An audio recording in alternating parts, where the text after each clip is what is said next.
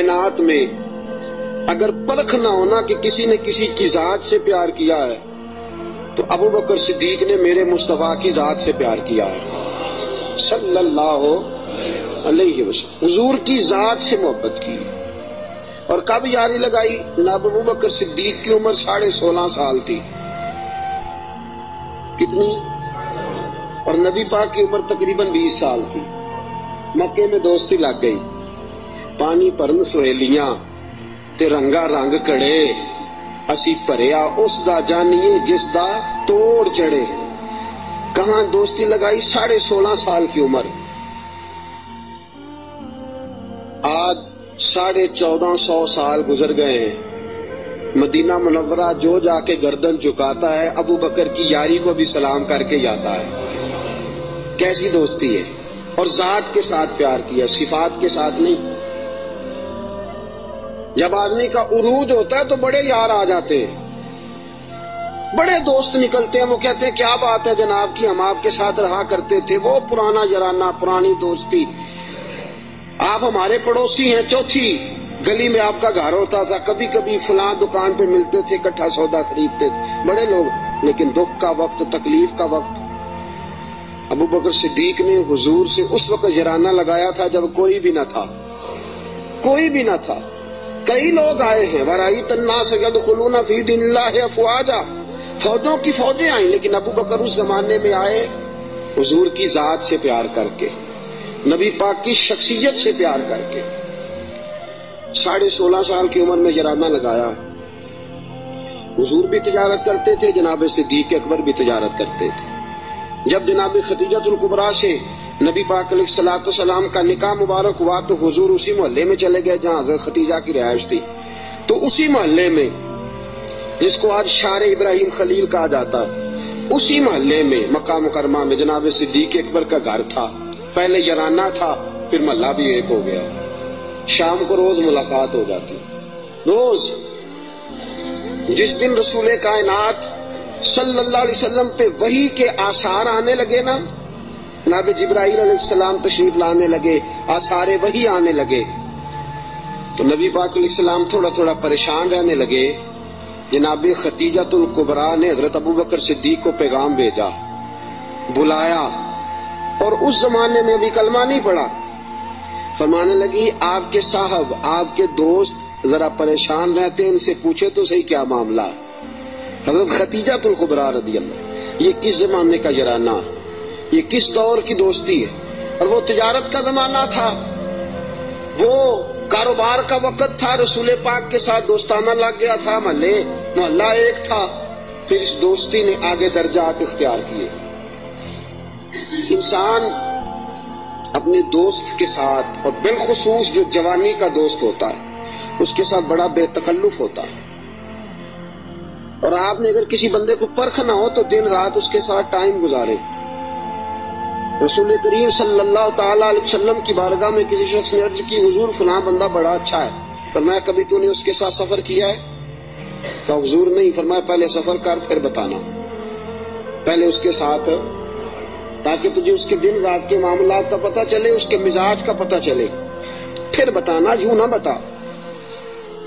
جناب صدیق اکبر رضی اللہ تعالیٰ عنہ نے نبی پاک علیہ الصلوۃ والسلام کو 20 سال کی عمر مبارک سے جانتے تھے، اور حضور علیہ الصلوۃ والسلام نے اعلان نبوت فرمایا 40 سال کی عمر میں۔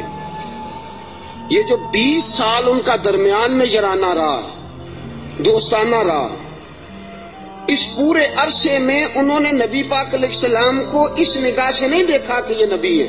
توجہ ہے آپ کی؟ بات کو پرکھیے گا، ذرا غور کیجئے گا۔ ایک ہوتا ہے بندہ سمجھتا ہے یہ شیخ ہے، یہ پیر ہے، یہ علامہ ہے، یہ مولانا ہے۔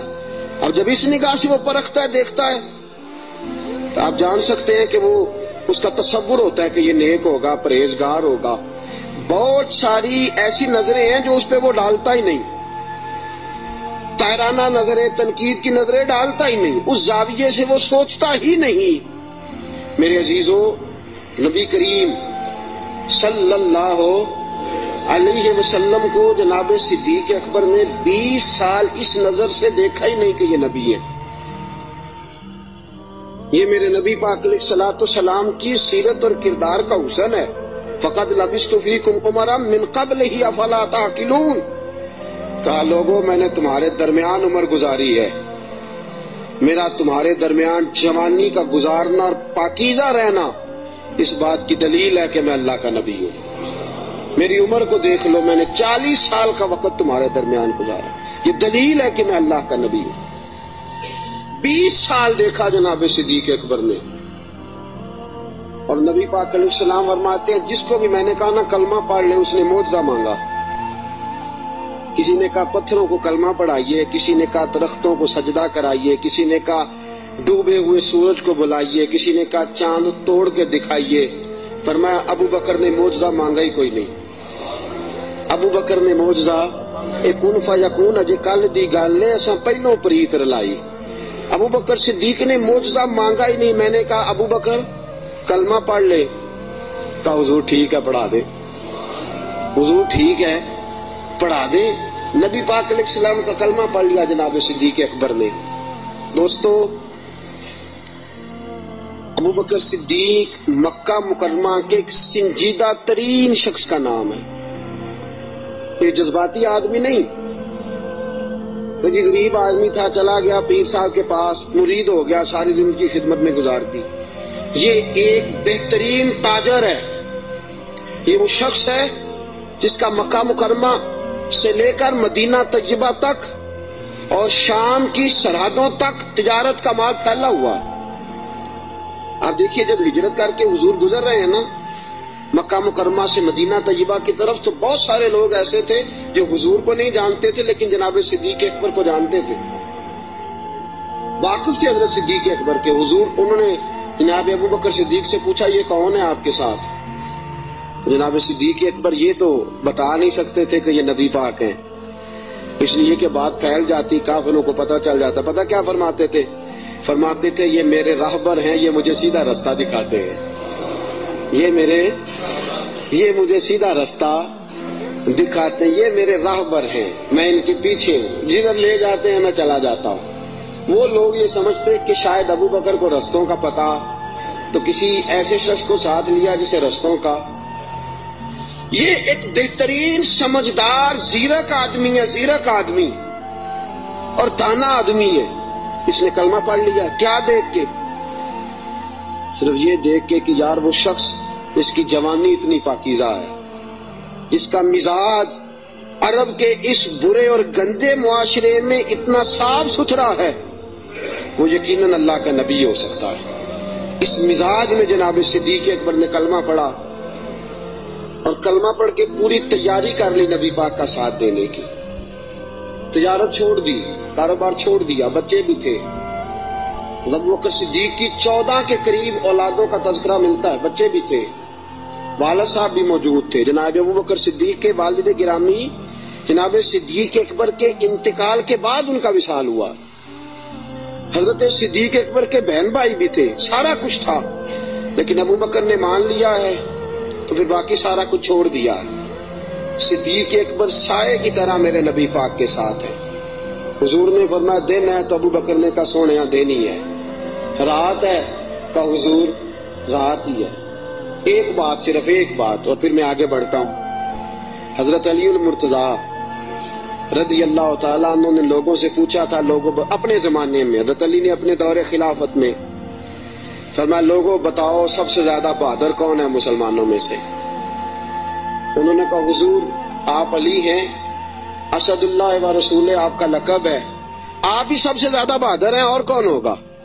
تو جناب علی المرتضیٰ نے فرمایا مکہ مکرمہ میں ایک دن ایسا بھی آیا تھا کہ میرے سامنے کافروں نے رسول پاک کو پکڑ لیا تھا اور سارے مل کے اللہ کے حبیب پہ تشدد کر رہے تھے، معاذ اللہ۔ کوئی گلے میں چادر ڈال کے اس کو مروڑتا تھا، اس کو جو ہے وہ کھینچتا تھا، اور حضور کی مقدس آنکھیں باہر نکل آئیں۔ فرمایا کوئی نبی پاک علیہ الصلوۃ والسلام کو مارتا تھا، فرماتے ایک شخص زور سے پکارا ابو بکر کو بلاؤ، ایک شخص زور سے پکارا ابو بکر کو۔ جناب علی المرتضیٰ فرماتے ہیں میری 13-14 سال عمر تھی، میں نے ابو بکر کو آتے دیکھا، نہ سر پہ ٹوپی تھی نہ پیروں میں جوتا تھا۔ ابو بکر دوڑا ہوا آیا، काफिरों को पकड़ के इधर फेंका उधर फेंका और फरमाया रसूल पाक के ऊपर लेट गए। फिर जितने डंडे आए अबू बकर को लगे, फिर जितने जूते आए अबू बकर को लगे, फिर जितने लोगों ने मुक्के लगाए वो अबू बकर को लगे। फरमाया लोगों मैं तुम्हें बताता हूँ कि कायनात में अगर अली किसी को बहादुर मानता है तो अबू बकर सिद्दीक को बहादुर मानता है। मैं अगर किसी को बहादुर मानता हूँ तो अबू बकर को बहादुर मानता हूँ। साथियों याद रखो करब के आलम में, उस दुख और दिक्कत और परेशानी के आलम में रसूल पाक के साथ ताउन करना, साथ खड़े रहना। और हुजूर का एतमाद पता कितना था?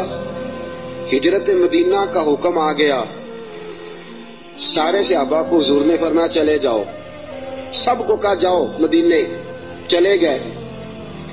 जनाब सिद्दीक अकबर कहने लगे हुजूर मेरे लिए क्या हुक्म है? अगर आप इस फिक्रे को समझते तो बड़ी गहराई है। भाई सबको हुक्म दे दिया, तेरे लिए कोई अनोखा होगा? वो जो है आपकी सबको क्या भाई चले जाओ सारे।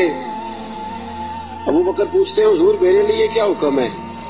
जब सबको कह दिया तो अबू बकर अंदर नहीं आया सबके, कहा हुजूर मेरे लिए। अबू बकर जानते थे बाकी सबका हुक्म और होता है, अबू बकर का और होता है। सारे चले जाओ, हुजूर मेरे लिए क्या हुक्म है? फरमाया तूने नहीं जाना, तेरे लिए नहीं।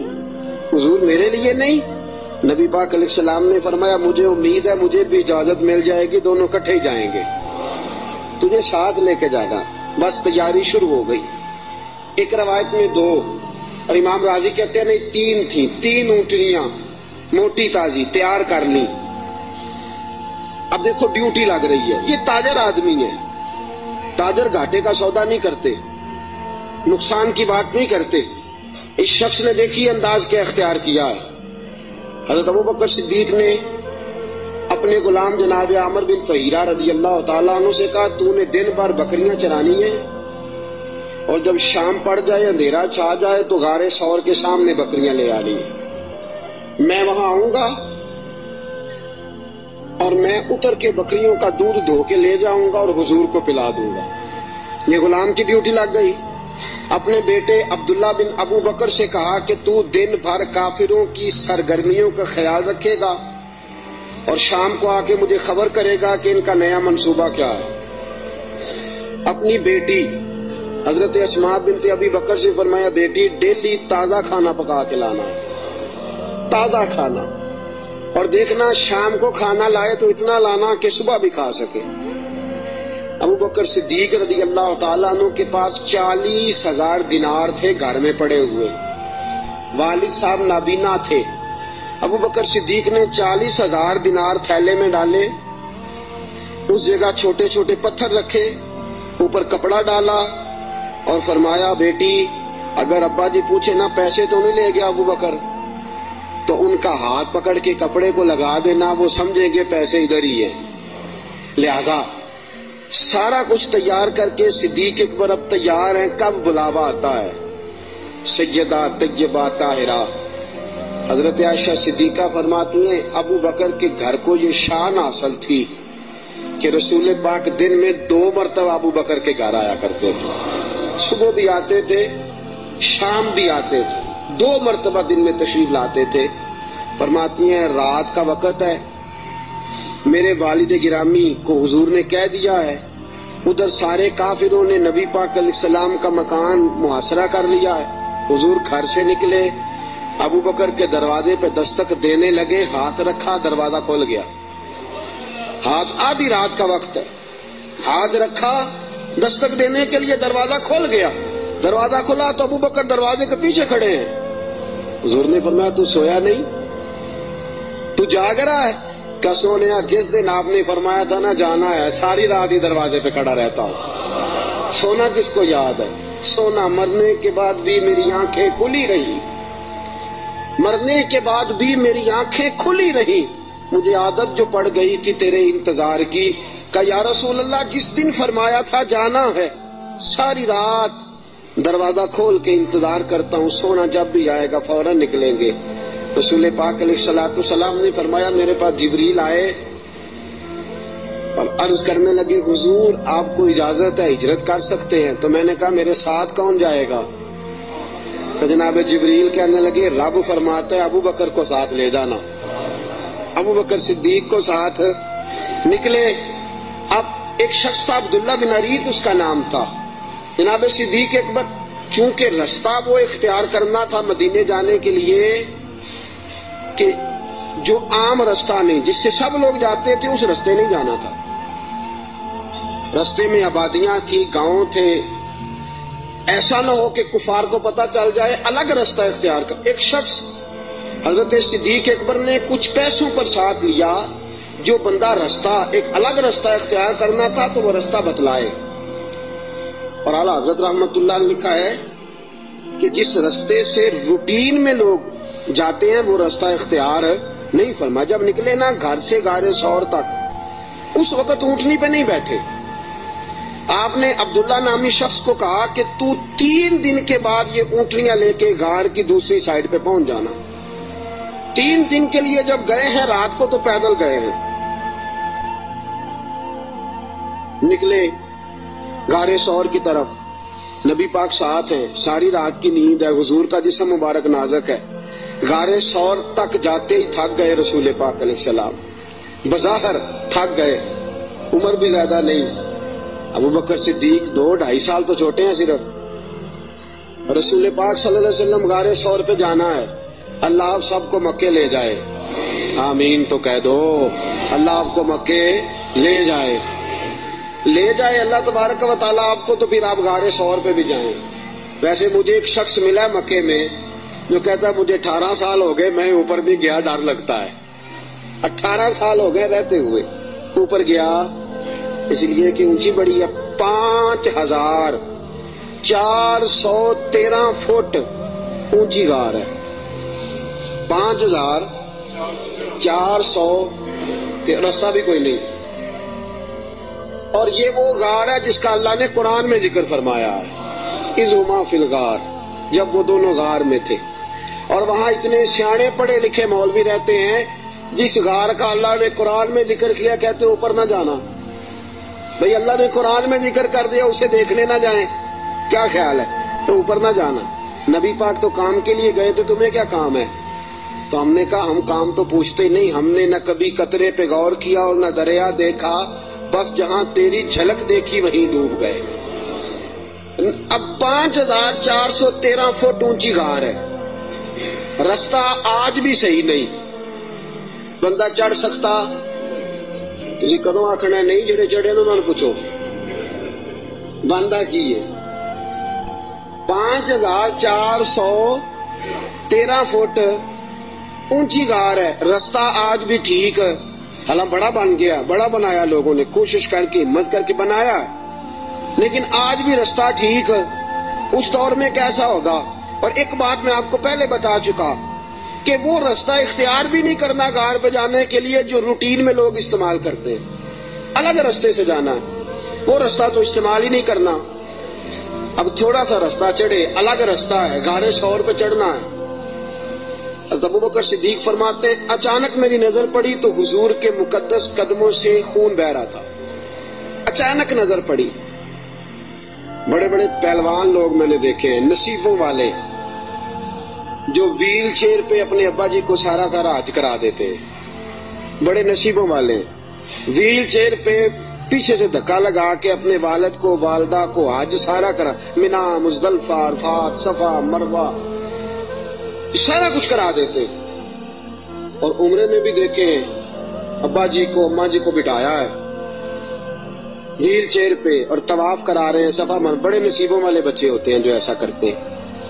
لیکن آج تک میں نے سنا نہیں کہ کوئی بندہ اپنے ابا جی کو یا اپنی اماں کو کندھوں پہ بٹھا کے غار ثور پہ بھی لے گیا ہو.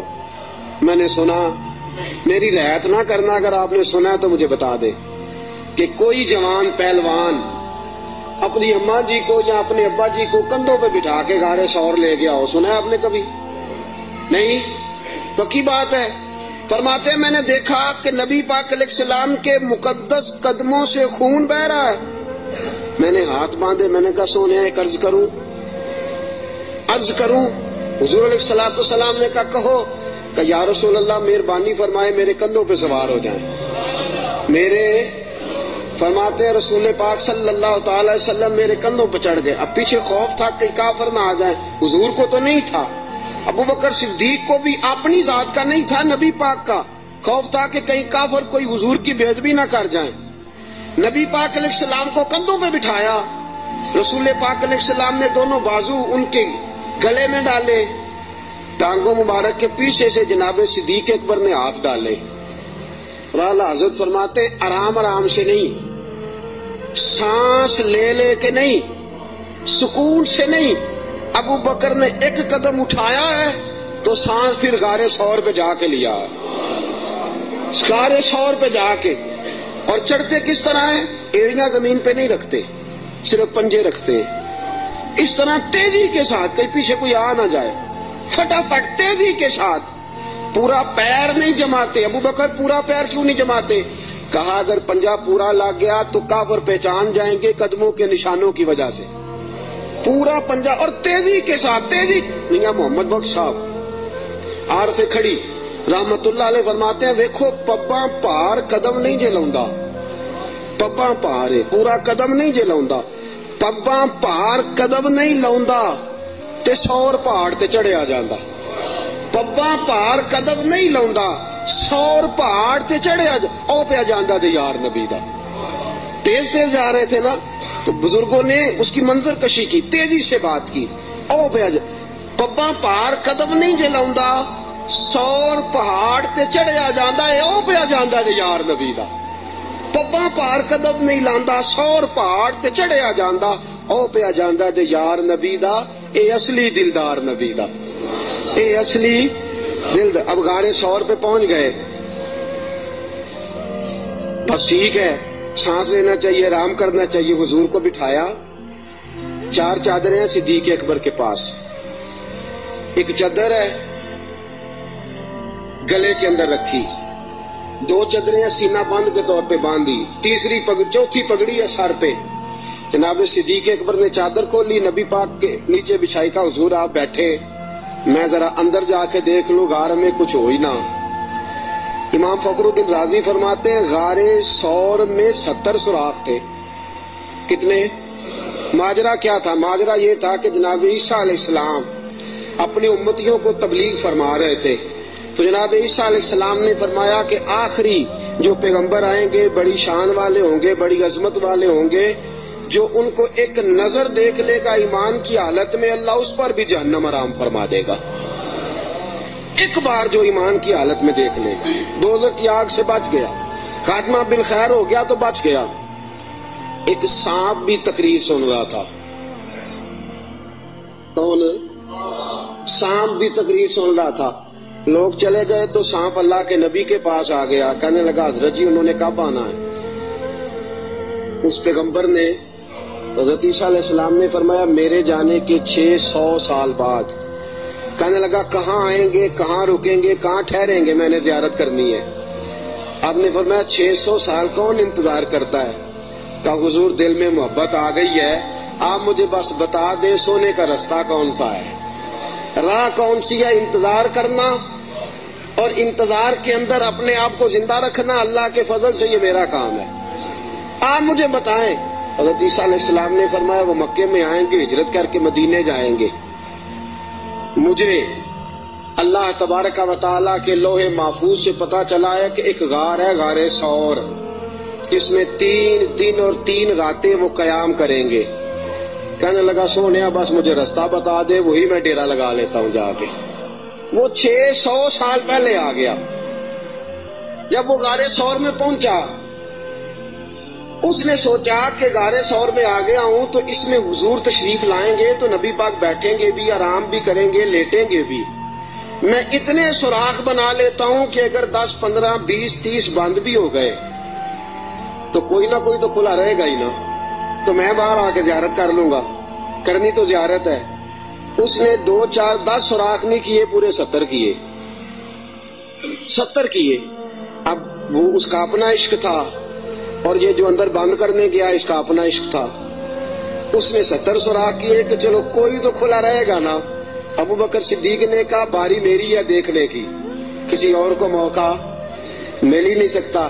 جناب صدیق اکبر رضی اللہ تعالیٰ عنہ نے سارے کپڑے پھاڑ دیے اپنے، ساری چادریں، ساری پگڑیاں، 69 امام راضی کہتے ہیں 69 سوراخ بند کر دیے، کپڑا ہی ختم ہو گیا، 70 کے لیے کپڑا بچا۔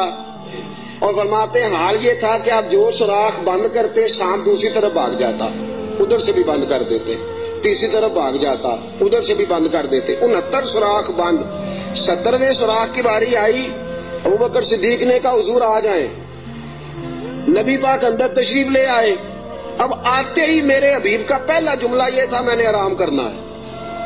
میں اس خوف میں، اس عالم میں نیند تو نہیں نہ آتی، لیکن حضور جانتے تھے میرے رب کا وعدہ ہے کہ وہ لوگوں سے میری حفاظت کرے گا، مجھے کچھ نہیں ہونے والا۔ ابوبکر صدیق نے اس جگہ ایڑی رکھی جو سوراخ خالی تھا، حضور کو گودی میں لٹا لیا۔ اب ابوبکر صدیق جلوے نظارے کرنے لگے۔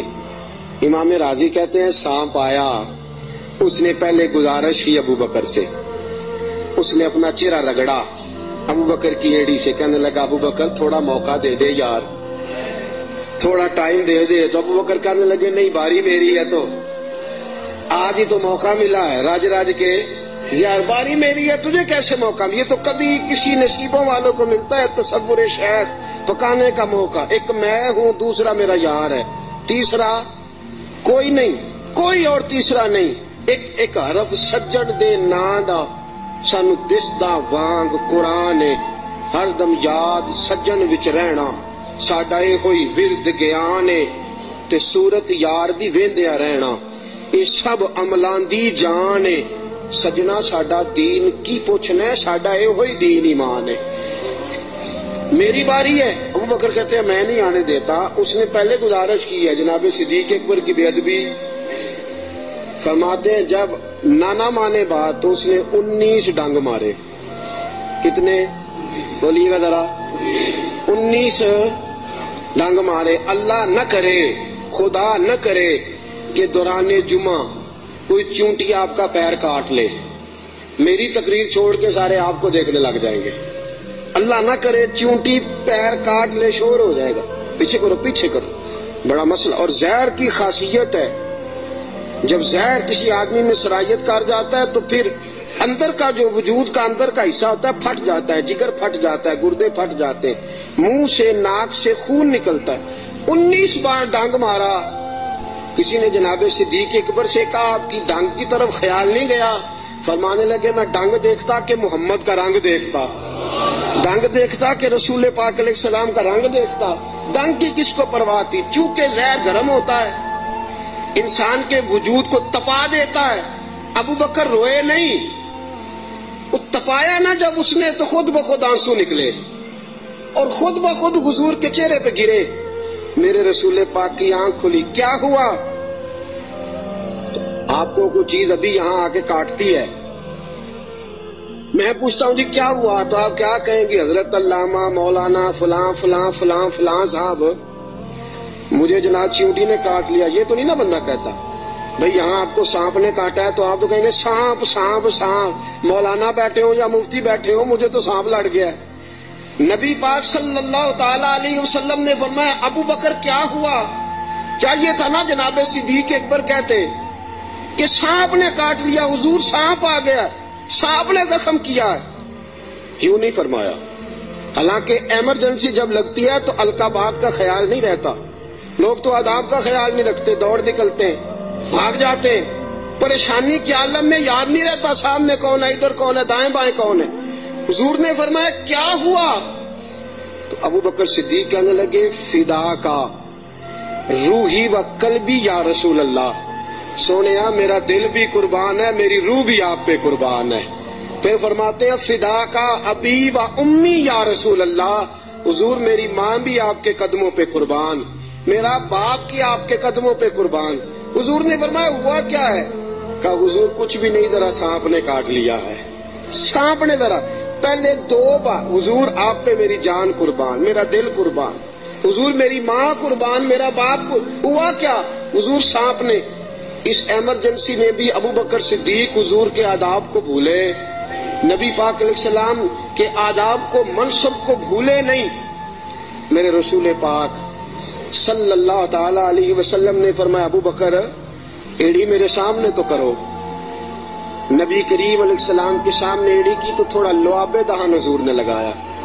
ابو بکر صدیق فرماتے اس گرمی کے موسم میں مصطفیٰ کا لعاب لگا 19 بار ڈنگ کا پتہ بھی نہیں چلا تھا. لعاب دہن نے پورے وجود میں ٹھنڈ پیدا کر دی, پورے وجود میں ٹھنڈک پیدا ہو گئی.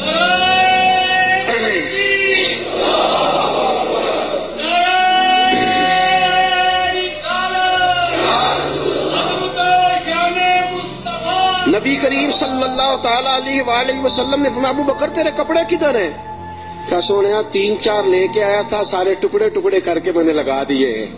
میرے حبیب پاک نے ہاتھ اٹھائے اور دعا کیا دی, کہا اے اللہ جس طرح میں اور ابو بکر غار میں کٹھے ہیں ہمیں جنت میں بھی کٹھا ہی رکھنا. یا اللہ جس طرح ہم غار میں کٹھے ہیں جنت میں بھی کٹھا ہی رکھنا. میرے رسول پاک علیہ السلام نے. اب دیکھیے اگلا منظر کیا ہے. شام کو بیٹی کھانا پہنچاتی ہے, غار سور پہ چڑھ کے جاتی ہے بچی.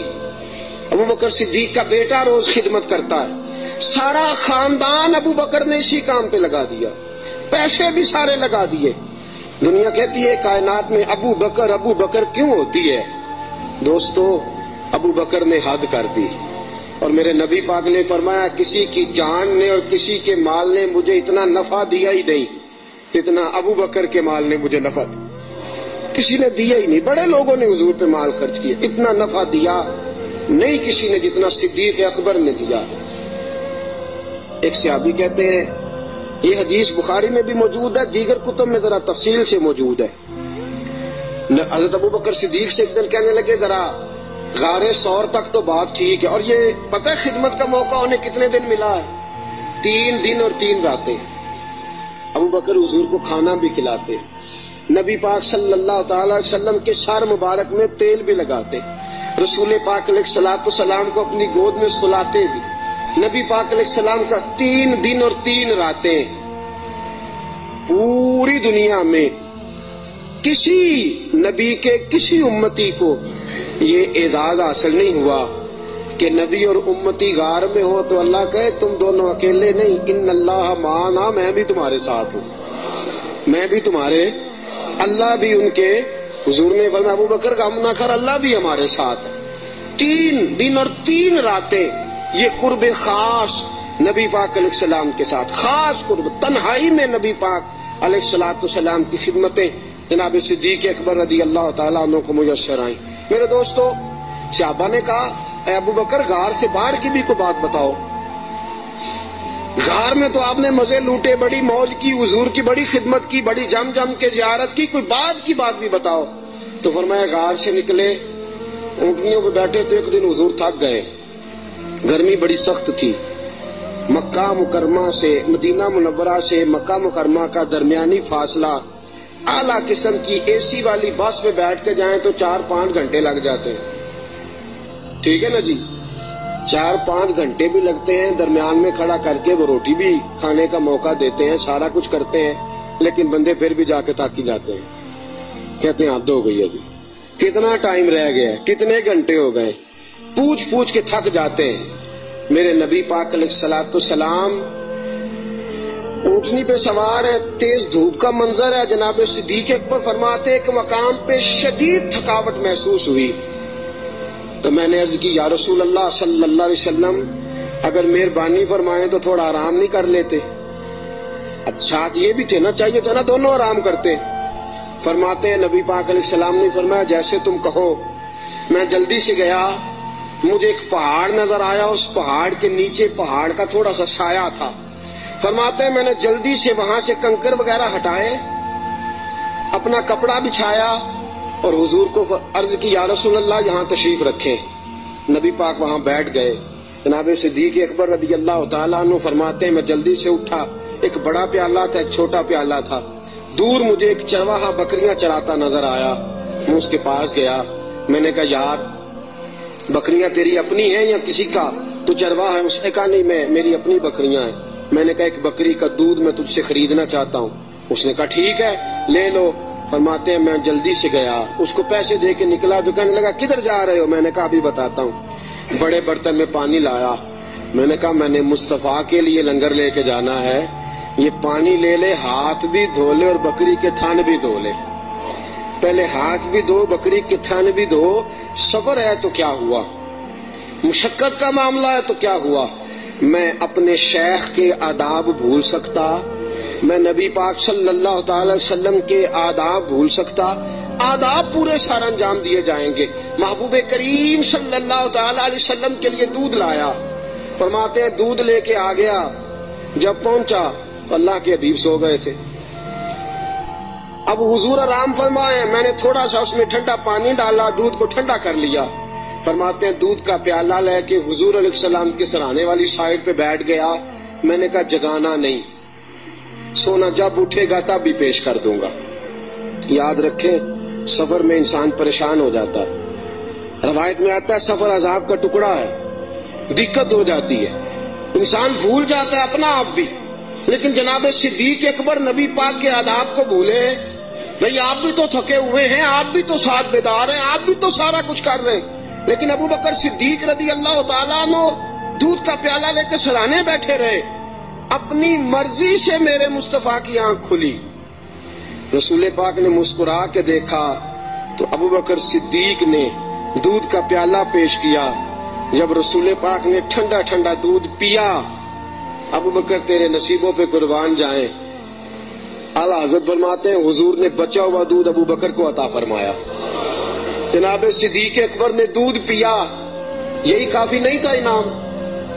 اتنا حضور کا جھوٹا کسی کو مل جائے تو یہی انعام کافی نہیں تھا؟ جب ابو بکر دودھ پی چکے تو میرے نبی پاک کی آنکھوں میں آنسو آ گئے، حضور رو پڑے، اور رسول پاک نے فرمایا اے اللہ، اے میرے مولا، تو ابو بکر کی نیکیاں دیکھ رہا ہے نا، اس کو بدلہ بھی قیامت کے دن تو ہی عطا فرمائے گا، تو ہی عطا کرے گا صبح قیامت اس کو بدلہ۔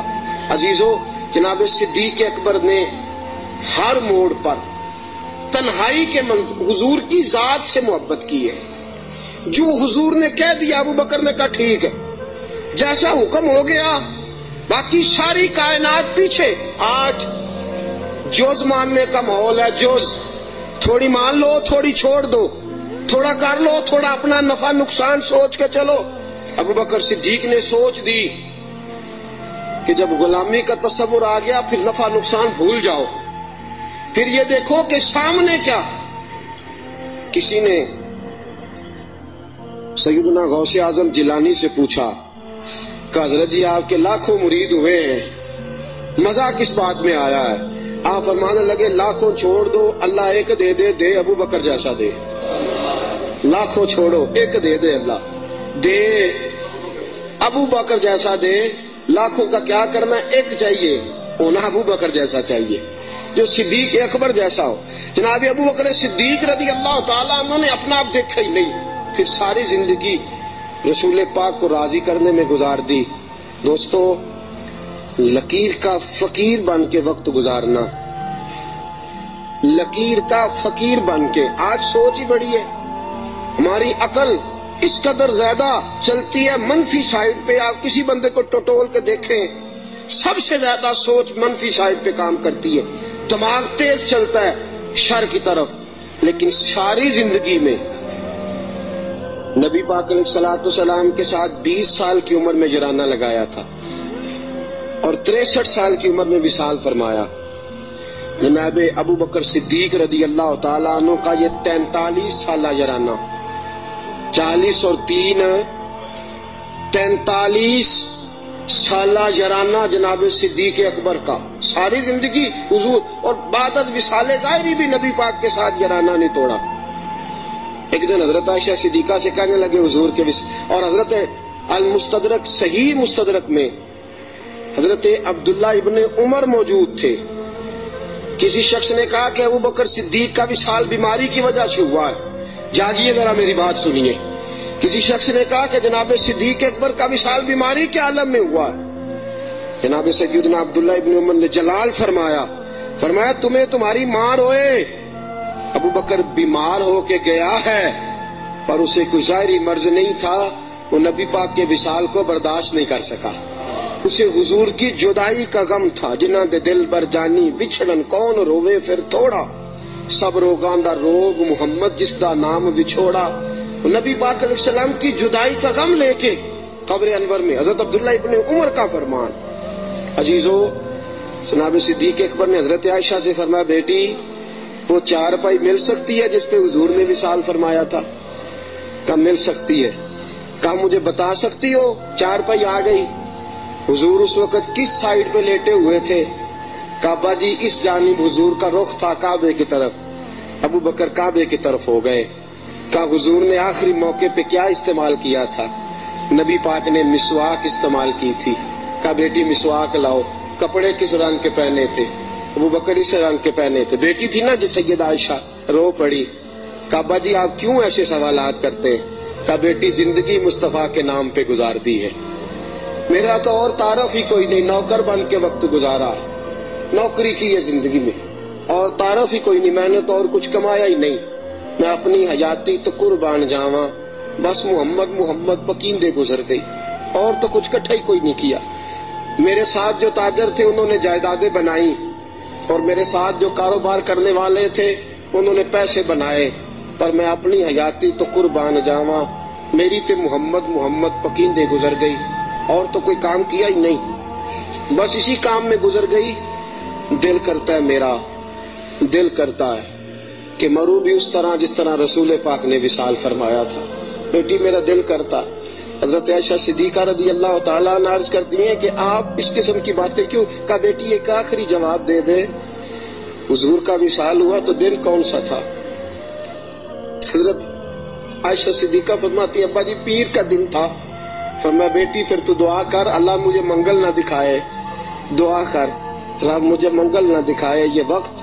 دوستو، جناب صدیق اکبر کا وصال ہوا تو علی المرتضیٰ جیسا شیر چارپائی کے سرانے کھڑا ہوا، تو حضرت ابو بکر کی چارپائی کے سرانے کھڑے ہو کے علی المرتضیٰ رو رو کے بےحال ہو گئے، اور کہنے لگے لوگ کہتے ہیں ابو بکر چلا گیا ہے، مجھے تو لگتا ہے دنیا سے مصطفیٰ کی تصویر رخصت ہو گئی ہے۔ لوگ کہتے ہیں ابو بکر گیا، اور مجھے لگتا ہے کہ یہ وفاؤں کا جنازہ ہے، یہ آج جو ہم جنازہ پڑھیں گے یہ محبتوں کا جنازہ۔ کائنات میں وفا جس کا نام تھا، اور کائنات میں نوکری کرنے کا جس نے حق ادا کیا، اور کائنات میں جس نے وفائیں رقم کی، حضرت علی المرتضیٰ شیر خدا رضی اللہ تعالی عنہ نے فرمایا مجھے تو لگتا ہے یہ وفاؤں کے پیکر کا جنازہ ہے۔ ابو بکر صدیق کا جنازہ اٹھا، علی المرتضیٰ میرے حبیب پاک علیہ السلام کے روضہ اطہر پہ کھڑے ہو کے کہنے لگے حضور ابو بکر آیا ہے، یا رسول اللہ ابو بکر آیا ہے۔ اس کا دل کرتا ہے کہ آپ کے قدموں میں جگہ ملے۔ جناب علی المرتضیٰ پیغام دیتے، اور میرے حبیب پاک صلی اللہ علیہ وسلم کے روضے کی کھڑکی کھلتی ہے تو حضور نے فرمایا اس نے نوکری بڑی کی ہے، اس کو قریب لاؤ اور اس کو میرے پہلو میں دفن کرو۔ انسان تو انسان رہے، 70,000 فرشتے عصر کے وقت اور 70,000 فرشتے جو فجر کے وقت مجھ پر سلامی دینے آتے ہیں، میں ان کی ڈیوٹی لگاؤں گا۔ ابو بکر پہ بھی سلام پڑھ کے جانا، صدیق کی عظمت کو بھی سلامی دے کے جانا۔ اللہ کی قسم، جو ابو بکر رضی اللہ تعالیٰ عنہ سے معاذ اللہ کسی وجہ سے اختلاف بھی رکھتا ہے نا، میرے حبیب نے کوئی رنگ ہی ایسا بنا دیا ہے۔ ابو بکر سے معاذ اللہ استغفر اللہ کسی وجہ سے اختلاف بھی رکھتا ہے نا، جب میرے مصطفیٰ کے مواجہ شریف کے سامنے کھڑا ہو کے ہاتھ باندھ کے سر جھکاتا ہے اور حضور پہ سلام پڑھتا ہے، تو قسم اللہ کی ابو بکر کی بارگاہ میں خود بخود ہی سر جھک جاتا، خود بخود سر جھک جاتا۔ قیامت تک لوگ سلامیاں دے رہے ہیں۔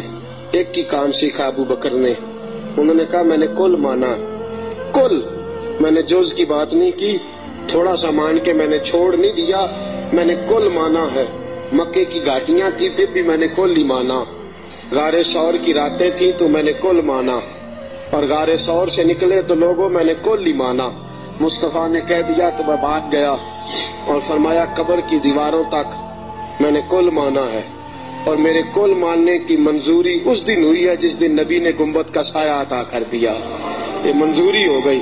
تو ساتھیوں یاد رکھنا، کل مانو، جز جز ماننے چھوڑ دو۔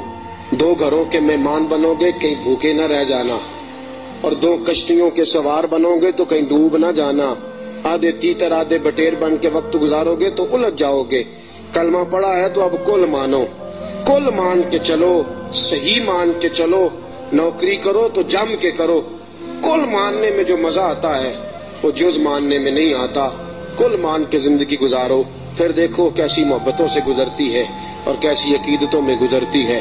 ہمیشہ مدحت خیر الانام میں گزرے، دعا ہے یہ عمر درود و سلام میں گزرے۔ وآخر دعوانا